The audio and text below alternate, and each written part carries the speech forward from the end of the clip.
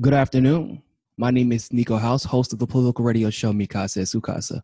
And today I wanted to talk to you all about a show about a truth teller and the constant struggle for you to prevent the facts, or for a truth teller to prevent the facts, and constantly be demeaned, undermined, and ridiculed for doing so. Now, as most of you know, I am good friends, and I have a great amount of admiration for one H.A. Goodman.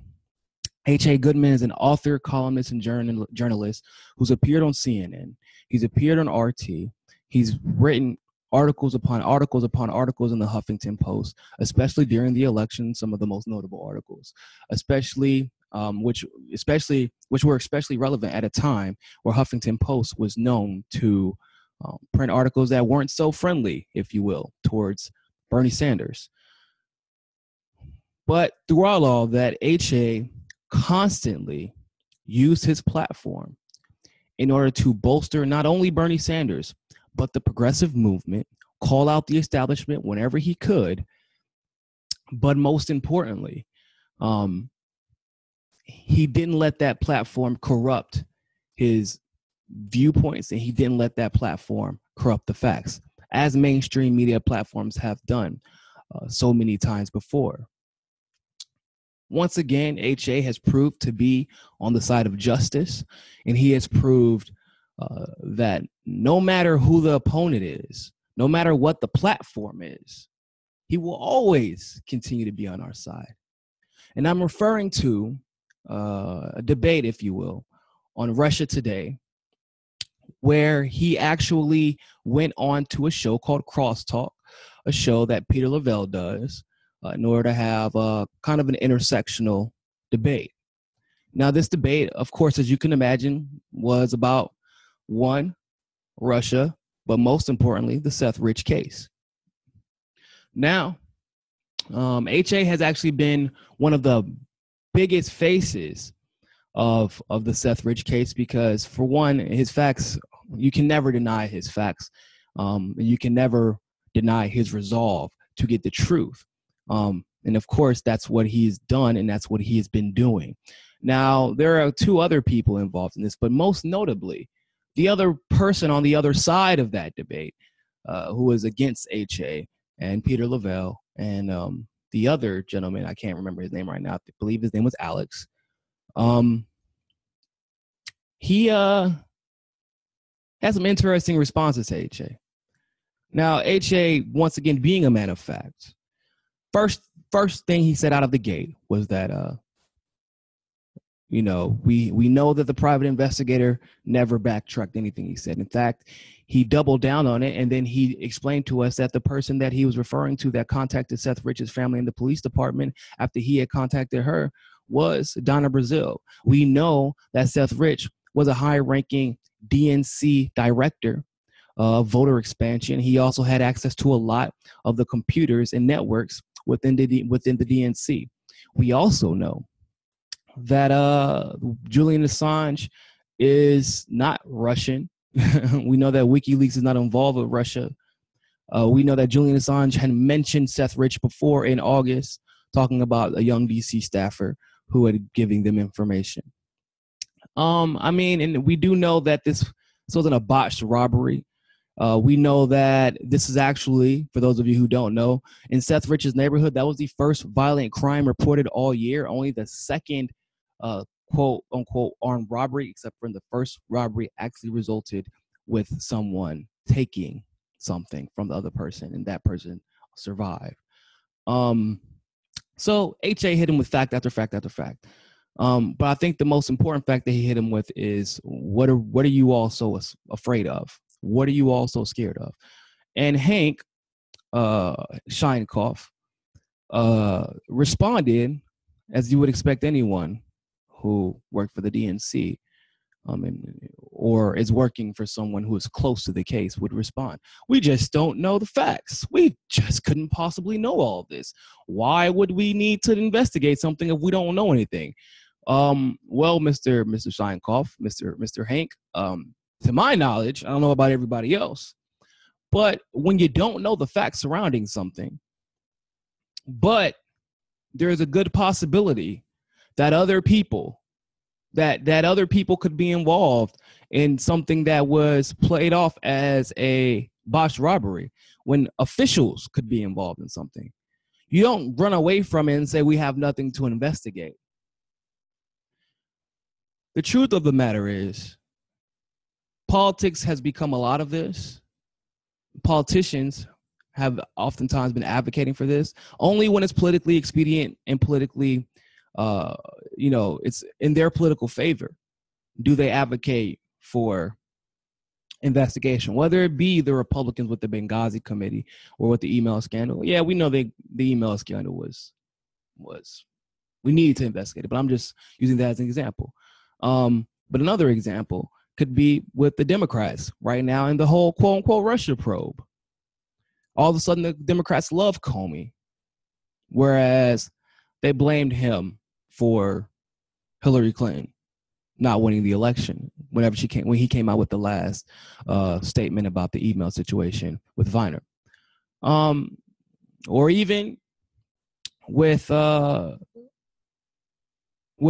Democrats and Trump in general.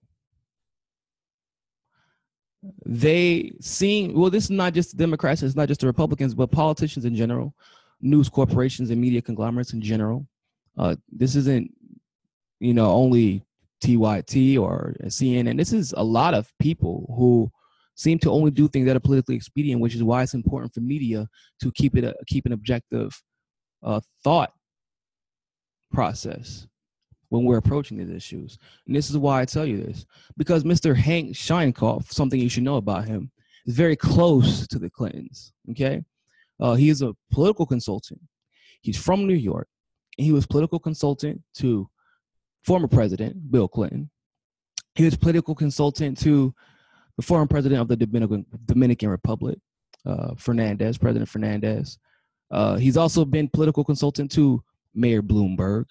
And of course, he's going to go to bat for them. He's going to go hard for them. He's going to ensure that we think that anyone who questions the fact that this isn't being investigated, not blaming anyone specifically, but even if you question the fact that it's not being investigated, we're going to call you an idiot. We're going to call you a conspiracy theorist.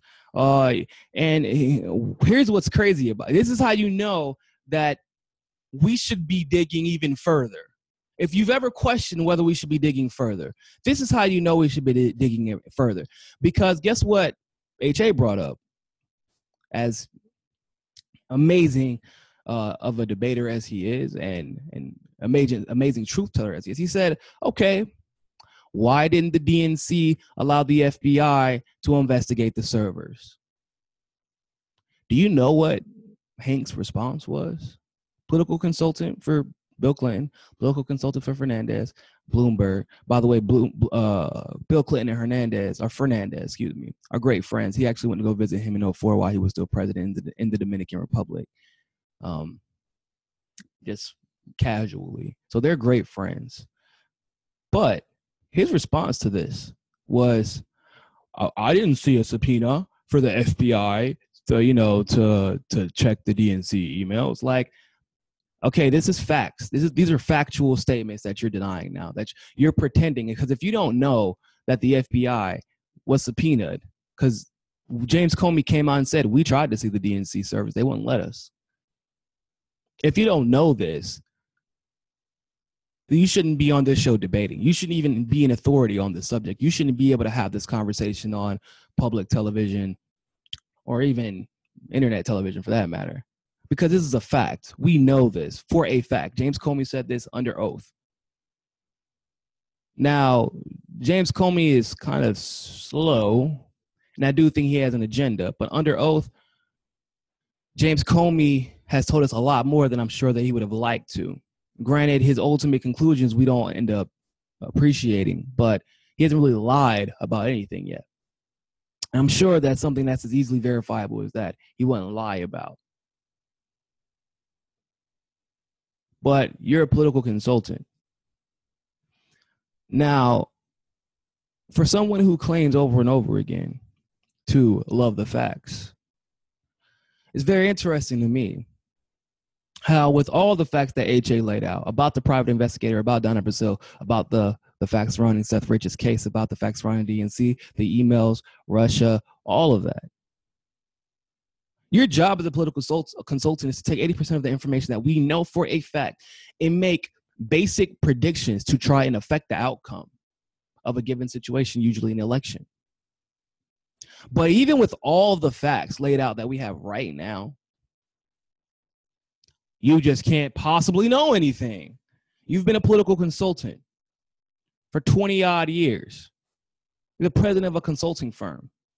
You've had a couple of notably successful elections. But you couldn't possibly know anything, even though your whole job is to use limited facts, past references, and electoral and political precedents to determine what is the best way to attack a political situation. I think you're lying. I think you're lying, Mr. Scheinkoff. I think it's very obvious that you're lying. I think it's very obvious that you're going out of your way to say that there's nothing to investigate. Because it's just like what HA said. What are you hiding? What is so scary that we can't even fathom doing an investigation? In what world, when someone says to a federal body, hey, I have evidence, does the government avoid dealing with it? That the government avoids not hearing them out in a case that is so detrimental to the future of our democracy? Can be so revealing about past instances in our democracy. When I tell you, and this is not a joke, police officers and federal agents have run into people's houses looking for marijuana with less evidence. This is a reference I use often because it's true. Because someone made a phone call and said, hey, I think this person is selling drugs across the street. Because one too many cars have left that person's yard. Because of the way someone looks. Because of a stereotype that they fit. Because of a way they carry themselves. Because of a car they drive. We have seen houses run into for marijuana with less evidence.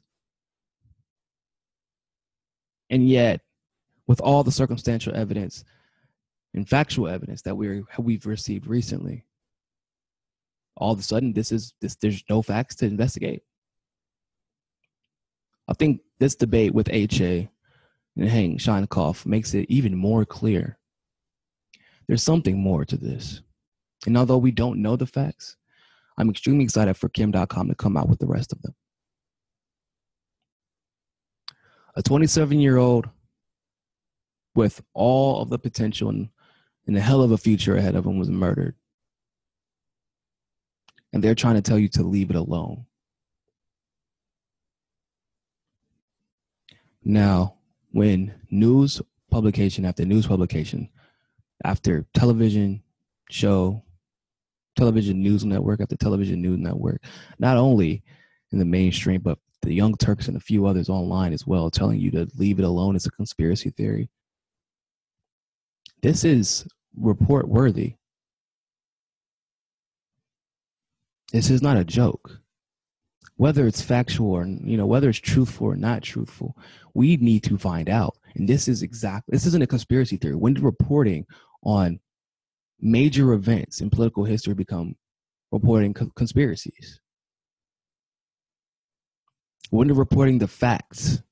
We can report Russia allegations that are from complete and total circumstantial evidence based off of two anonymous sources from intelligence agencies, apparently from the United States, that we don't even know which intelligence agencies they were, that the intelligence community as a whole actually didn't support. The director of national intelligence didn't even support this theory, but they could report that and not be called conspiracy theorists.